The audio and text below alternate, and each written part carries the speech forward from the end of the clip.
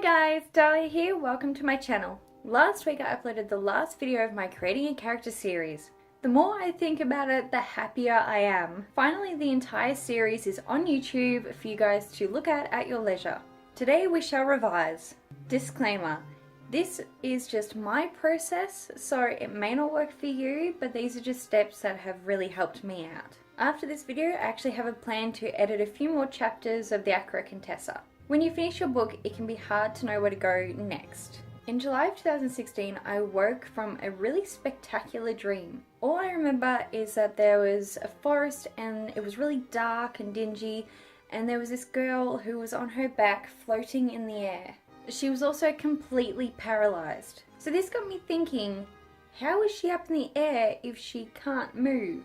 4 months later, I had used my Creating a Character series document to draft out my characters, and that helped me to outline and do all the stuff I needed for my plot to finally have something complete that I could work from. Also, many subplots came into play at this point in time. November 2016 saw the start of the Acro Contessa, but it wasn't until March 2017 that it actually got its name. And in September of this year, I began revising the complete novel. And these are the steps that have helped me thus far. So let's get into the video.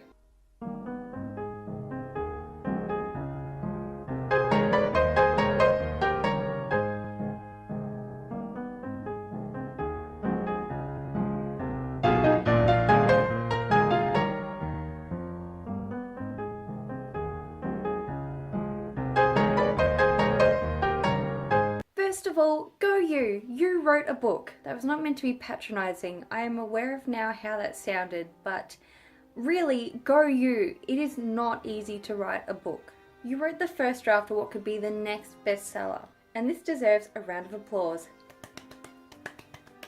Do you remember that from school? It's so cool. So you might be asking yourself, what do I do now?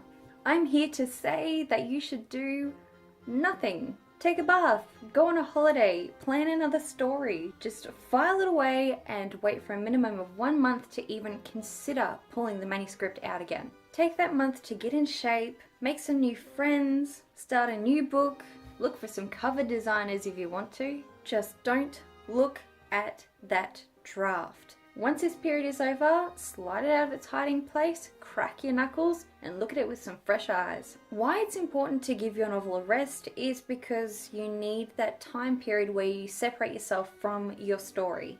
Becoming too close with a story means that you're not going to cut the scenes and the characters that you really should cut. So first of all, what's the difference between revising and editing? Technically, revising is part of the overall term of editing. In the professional editing world, they generally consider the revision part as the structural editing part. But this can also be called a developmental editing or content editing. This is the part where you focus on plot, characters, structure, story flow, character development, setting, conflict, and organization, or the big picture. I'm sorry that I had to do that, but I couldn't remember all those words in one go. When you get into the self-editing side, you look for the rules of editing, as your copy editor will, so the grammar, syntax, etc. You'll also look out for specific words or sentence structure as your line editor will, and then a complete read over of any misspelt words or anything you may have missed or any fact checking as your proofreader will. The self-edit, beta reading process, critique partner, revision do not take place of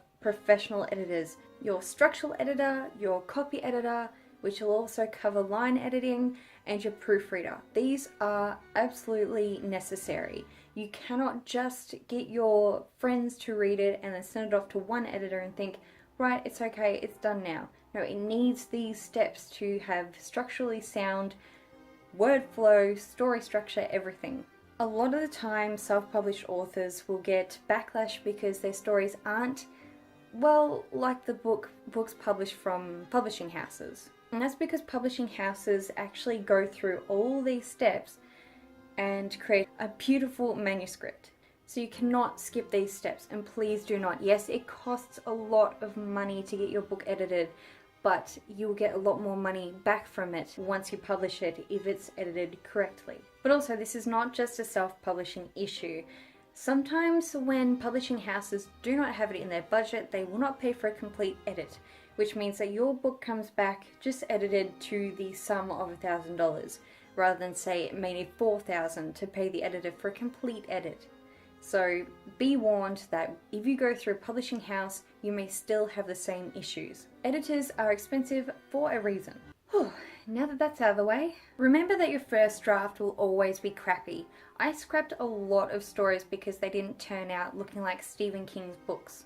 The thing you should tell yourself is that Harry Potter was crappy, Lord of the Rings was crappy, Dracula was crappy. They were all crappy. But learning from your own errors is the best way to grow your writing. Read through your manuscript carefully, slowly, scaring every little part of it just to see if there's anything you could change or you could make better, etc. Also, if you can, read it out loud. This gives you a better understanding of your character's voice, and also if there's any sentences that might be awkward. So here's what I do. I open up a notebook, I open up my first chapter, and as I read through my first chapter, I note everything down in this notebook. I've also been known to also grab a piece of paper and a pen, because I file away the pieces of paper into a folder in the order of chapters. That way it's all there and protected, I don't lose it, I don't staple it together, I can mix and change it, I can throw it out at the end, I could do what I want. But I have them there and it's in a filing system. The important things I note down are 1.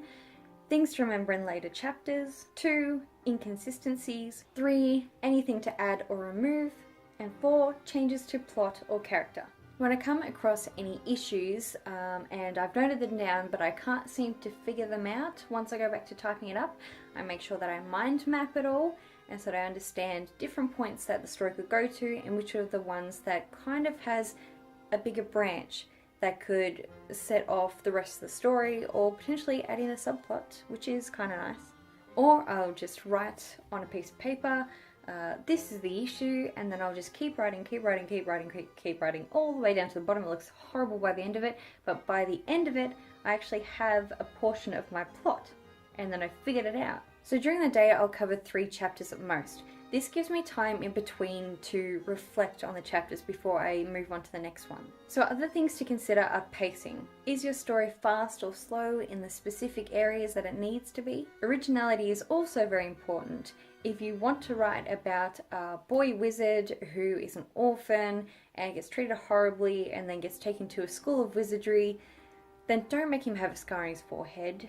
Don't make Hagrid turn his cousin into a portion of a pig.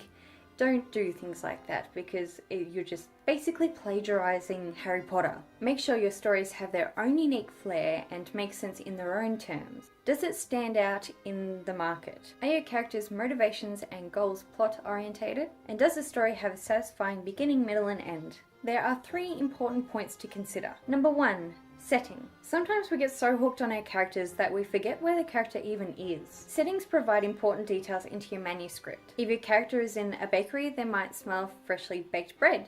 It might be quite warm in there, it could be loud. If they're in a mechanic's garage, they might smell oil or grease, they might hear the radio playing, or they might hear tinkering.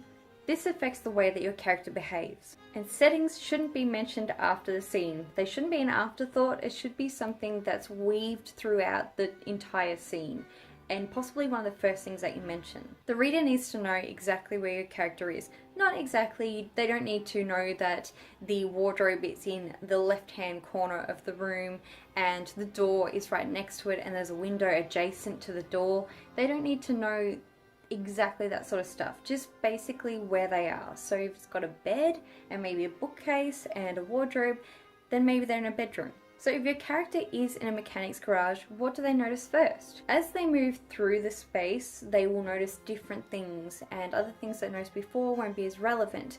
Like say if they're trying to talk to someone, maybe the closer they get to the radio, the louder it is and the harder it is to hear the other person. And make sure that the setting is parallel to the scene. Imagine if Harry Potter took place in a hospital. Number 2, characters. I like to ask myself if the characters are important, if they play a significant enough role to stay within the story. And if you have to ask, normally the answer is no. If you can take them out and the plot and the subplots and characters remain the same or pretty much untouched, then they probably don't need to be in there, or maybe they don't need to have that much of a role in the story. Two major factors that are missing from characters are their unique voice or consistent voice and their personality. Reading a novel out loud allows you to hear the way that your character talks and also helps you to understand their rhythm of speech. And please don't make your characters cardboard cutouts, especially considering it is the month of NaNoWriMo and you had Preptober to prep for NaNoWriMo.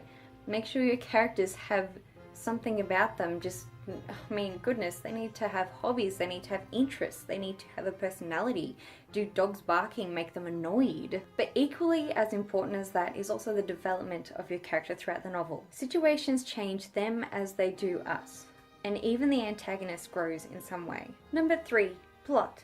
As with your characters, look at each scene in detail and ask whether it needs to be there or whether it can just be turfed. Does it progress the plot, or aid the subplot, or help your character to develop? If the answer is no, cut it out. Each word matters, make the most of it. And again, what would your story be like without the scene? Would it make any difference? If it wouldn't, well then you can just cut it out. Next, focus on subplots. Have they been resolved? If your story is too plot heavy, take out a subplot and focus more on the characters. If your story is too character heavy, then beef it up with a subplot. No matter where you stand, each issue needs to be resolved, unless you're writing a series, in which case some can continue on to the other series, but the major one that was introduced in the novel needs to be resolved. This just focuses on the big picture stuff. Don't get bogged down with all the details and the little line structure and all that sort of stuff. Don't worry about that right now. Take this process one step at a time and try to have fun with it. Remember that it's okay to reward yourself for revising 3 chapters. Go and get that coffee from Starbucks. Go to the cinema, go and watch your favourite movie, go and have your favourite dinner, go and have an outing, take a bath, buy yourself another book. So that concludes this video on revising your novel. Remember to take it lightly, it shouldn't be a burden. You already have the story, now it's just time to put it all into place. And everyone has them and you are definitely not alone in this process. So I hope this video helped you. If you have any questions or want me to cover a specific topic, please drop a comment below. Remember to like, share, comment and subscribe if you like this video and you want to see more. I post Try to Leave videos on Thursdays. Next week I'll be uploading the first video of my Creating a World series. The topic being just the introduction into the various parts of world building. There is a huge list, so I'm going to break that down and put it into its little categories and then just provide you with that so you know what you're in for. Thank you for joining me for today and I'll see you next Thursday. Bye!